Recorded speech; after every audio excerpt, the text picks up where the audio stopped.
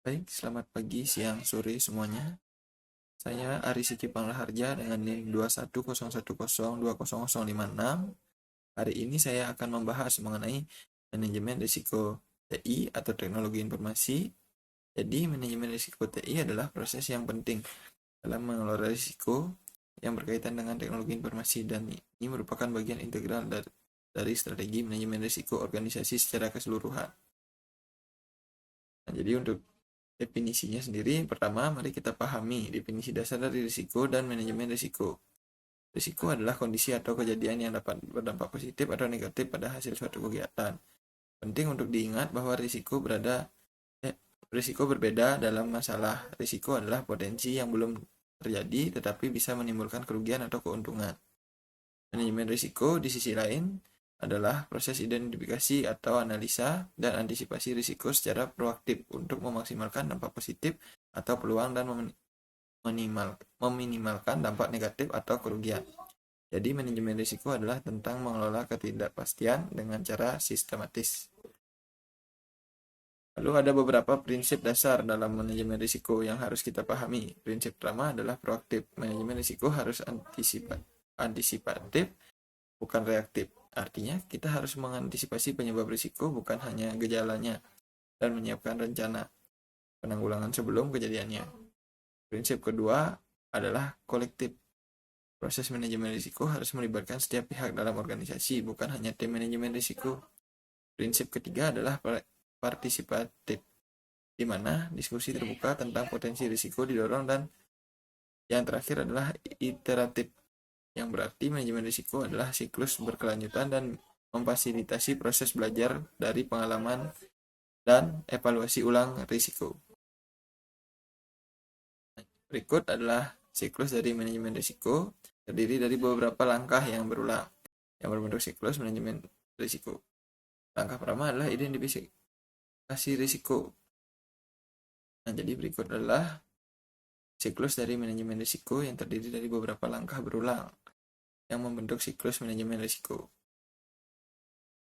Yang pertama itu ada identifikasi risiko.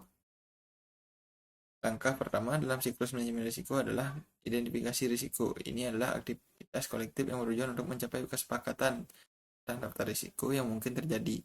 Dalam proses ini, kita akan mempertimbangkan pengalaman tim, pengetahuan tentang kategori risiko, kebijakan organisasi, dan karakteristik kegiatan. Identifikasi risiko yang efektif memerlukan kolaborasi dan diskusi terbuka untuk memastikan bahwa semua potensi risiko teridentifikasi dengan baik. Lalu ada pernyataan risiko, yaitu setelah risiko teridentifikasi, setiap risiko harus memiliki pernyataan risiko atau risk statement. Pernyataan ini mendefinisikan penyebab, kondisi, akibat langsung, dan dampak bagi bisnis. Dengan mendefinisikan risiko secara jelas, kita dapat memahami lebih baik apa yang perlu dilakukan untuk mengelolanya. Berikutnya ada analisa dan prioritas risiko. Langkah ini adalah analisa dan prioritas risiko. Risiko dianalisa untuk menentukan prioritas penanggulangannya. Analisa ini bisa didasarkan pada pengalaman tim, pernyataan risiko, dan kebijakan manajemen risiko yang ada. Derajat risiko dihitung berdasarkan probabilitas terjadinya dan dampaknya, yang dikenal sebagai risk exposure. Dengan mengetahui risk exposure, kita dapat memfokuskan sumber daya pada risiko yang memiliki potensi dampak terbesar. Nah, setelah risiko dianalisa dan diprioritaskan, langkah berikutnya adalah menyusun rencana penanggulangan. Rencana ini mencakup tindakan untuk mengendalikan risiko prioritas tinggi. Beberapa tindakan yang dapat diambil antara lain menerima risiko, menghindari risiko, mentransfer risiko ke pihak lain, mengurangi dampak risiko, atau menyiapkan rencana darurat. Rencana penanggulangan harus terintegrasi dalam prosedur kegiatan untuk memastikan bahwa risiko dapat dikelola dengan efektif. Lalu pemantauan risiko adalah langkah penting dalam manajemen risiko. Dalam langkah ini, kita memantau efektivitas mekanisme pengendalian risiko yang telah diterapkan. Pemantauan dilakukan dengan menggunakan metrik indikator yang telah ditentukan sebelumnya. Indikator menunjukkan bahwa risiko mendekati atau melewati batas ambang yang dapat diterima, maka rencana kontingensi akan diaktifkan untuk mengawasi situasi tersebut. Lalu, ketika risiko terjadi, kita perlu melakukan kontrol atau penanggulangan untuk mengurangi dampak negatifnya. Ini melibatkan pelaksanaan kontingensi plan yang telah disusun sebelumnya. Kontrol ini bertujuan untuk mengendalikan dampak risiko dan memastikan bahwa operasi bisnis dapat terus berjalan dengan minimal gangguan. Langkah terakhir dalam siklus manajemen risiko adalah petik pelajaran. Ini adalah proses berkelanjutan untuk memperbaiki manajemen risiko melalui pembelajaran dari pengalaman. Umpan balik dari setiap kejadian risiko dan hasil penanganannya didokumentasikan dalam risk knowledge base yang kemudian digunakan untuk menyempurnakan proses manajemen risiko di masa mendatang. Jadi untuk penyebab risiko TI ya, ini salah typo, yaitu mayoritas risiko TI bukan karena masalah teknis, tetapi kegagalan proses pengawasan dan tata kelola TI. Organisasi proses pengambilan yang mengabaikan atau sengaja atau tidak potensi konsekuensi bisnis dari risiko TI. Kegagalan mengakibatkan rangkaian keputusan dan struktur aset TI yang bermasalah. Lalu ada manifestasi manajemen risiko. Di antaranya ada kelola teknologi informasi yang tidak efektif dan kompleksitas yang tidak terkendali serta kurangnya kesadaran terhadap risiko.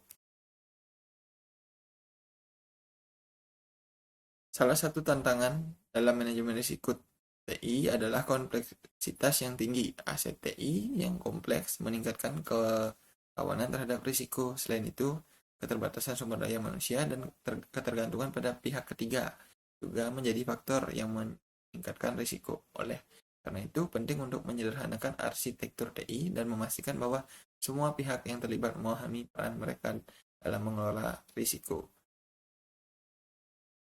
Kesadaran terhadap risiko TI sering kali kurang banyak di organisasi. Ketidakpekaan terhadap sumber risiko seperti kelemahan dalam perencanaan sumber daya manusia dan pengelolaan infrastruktur yang menyebabkan risiko yang signifikan. Penting untuk meningkatkan kesadaran risiko di seluruh organisasi dan memastikan bahwa setiap karyawan memahami dampak potensial dari risiko TI. Untuk menciptakan lingkungan yang peka terhadap risiko, manajemen risiko TI harus menjadi tanggung jawab bersama. Pimpinan TI harus menjelaskan konsekuensi risiko TI kepada eksekutif bisnis dan memastikan bahwa ada komitmen dari seluruh tingkat organisasi untuk mengelola risiko TI. Inisiatif mitigasi risiko membutuhkan dukungan dan partisipasi aktif dari semua pihak. Perusahaan yang mampan menerapkan kerangka kerja terpadu untuk mengelola risiko TI. Kerangka kerja ini menekan pada 3 pilar utama, di antaranya adalah penyederhanaan arsitektur TI, penerapan proses tata kelola risiko, dan menciptakan budaya peka risiko. Dengan pendekatan ini, pusat dapat mengelola risiko TI dengan lebih efektif dan memastikan bahwa operasi bisnis berjalan dengan lancar. Menjadi kesimpulannya, manajemen risiko TI adalah proses penting untuk mengidentifikasi, menganalisa, dan mengendalikan risiko yang dapat berdampak pada hasil kegiatan TI. Prinsip dasar manajemen risiko meliputi pendekatan proaktif, partisipatif, dan iteratif untuk memastikan kesiapan menghadapi risiko.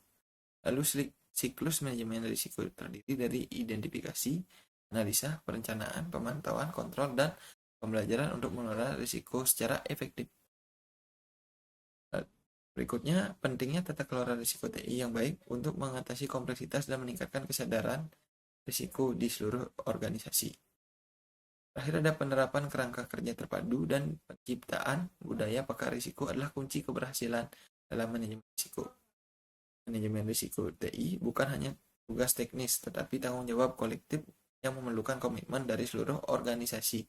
Dengan pendekatan yang terstruktur dan proaktif, organisasi dapat meminimalkan kerugian dan maksimalkan peluang dari risiko yang dihadapi.